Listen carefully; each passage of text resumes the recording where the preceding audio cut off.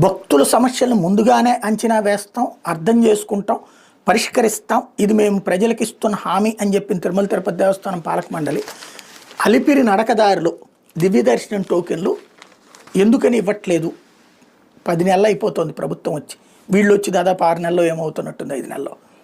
బేసిక్గా ఎందుకు ఆలోచించట్లేదు అంటే, ప్రతిసారి కూడా తిరుమల తిరుపతి దేవస్థానం ఆలోచించాల్సింది ఏంటంటే, ఇవాళ కాదు రేపటి గురించి ఆలోచించాలి పాలక మండలి.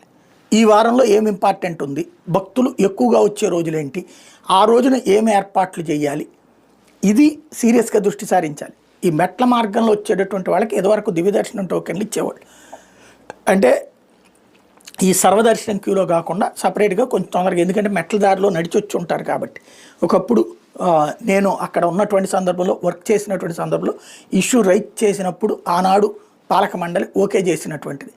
ఎందుకు అంటే అప్పుడు కొండపైకి వచ్చిన